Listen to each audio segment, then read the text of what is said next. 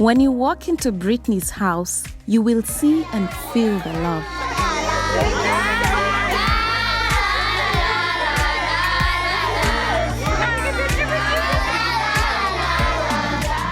Martin Luther King once said, "Never, never be afraid, especially if the well-being of a person is at stake." Britney was never afraid. I came over her house once when she was 18 and she didn't have a stereo that she played her music on, and she listened to a lot of music. I said, "Britney, where's your stereo?" And she said, "Oh, I gave it to somebody who didn't have one." And she would do things like, she'd come home from work and she'd say, "Oh, I have a headache." And so, "Why do you have a headache?" "Well, I didn't eat today." So, "Well, what do you mean? We made lunch before you left." "Yeah, but I saw somebody on the street that didn't have any lunch, so I gave it to them." I started talking to them. So she was always talking to anybody that was downtrodden, anybody who was outcast, anybody who, if no one was sitting by you, if you didn't have any friends, then Britney was your friend. Britney was middle school, teenager. I mean, we heard a lot about her at work, but of course your kids don't come to the OR that often. So, but just from hearing about her through Steve, I really felt like she was meek and compassionate and, just tender like he is. Sadly, Britney lost her life before she met the child who benefited from her kindness. One thing I've learned in life is that man can plan his ways, but God directs his path. My daughter simply wanted to help a child in need.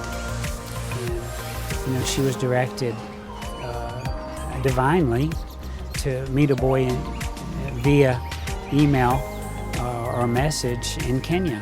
So she never made it here, and I knew that I should do something that she wanted to do, something she couldn't do. So, I came to Kenya in 2002, I'm sorry.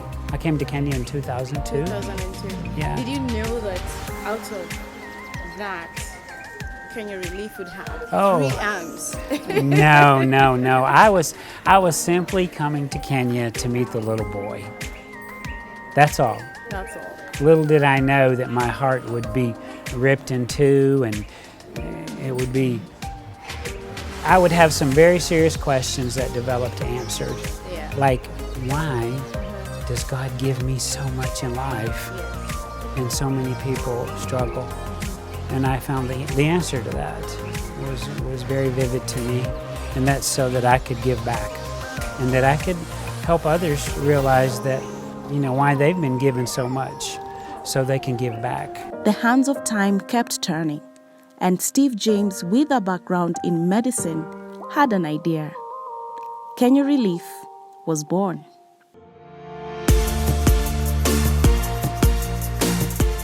Stancy is a social worker and calls Britney's house home. Nikiwa mdogo nililetwa katika hiyo orphanage ya Britney's Home of Grace tukiwa wachanga sana. Hatukuwa tunajijua, hatukuwa tunajielewa. Lakini ile tu unapatana na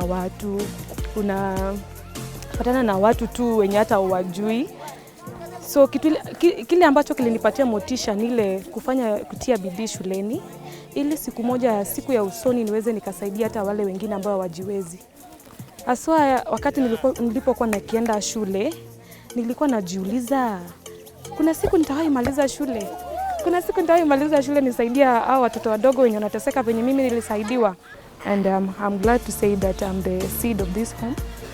Yeah, together with my brother na Steve kama baba yetu sasa. I always see him as a dad. And I'm so proud to call him my dad. Nisingelelewa hapa, pengine maisha yangu ingekuwa hivi. God's grace is sufficient. Because mahali wazazi wetu walituacha ni mbali sana. Na hatungejiweza. Can you imagine 6 years? There are those who make sacrifices to better the lives of other people. There's a team that comes, and we continue to be inspired by that, by each team and the work that they do. And in between teams, we work with the children. Devery is a counselor by profession, and so you work a lot with our children. I help the social department bring the kids in. So people ask us, like, there's 97 kids here, and then none of them have parents or came from very bad homes. I'm really convinced that 85% or more of the kids that are here would not be alive if they were not here at Kenya Relief. We came here as resident missionaries. One of the main jobs is hosting teams, and that's one of the joys that we have, is we get to introduce almost 400 people a year that come on these teams to Kenya. The beauty of Kenya and the beautiful people, and what the great work is going on here to help the community, to help the children. And you know, that's one of the really good things about our job. Today, Kenya Relief has 3 arms: a clinic, a home, and a school. Chris and I both worked with Steve when Brittany died. Yeah. We remember he was on vacation in San Francisco at the time. And we both helped fundraise for the first Kenya Relief when he first came over to Kenya to see Newton, the child that Brittany sponsored.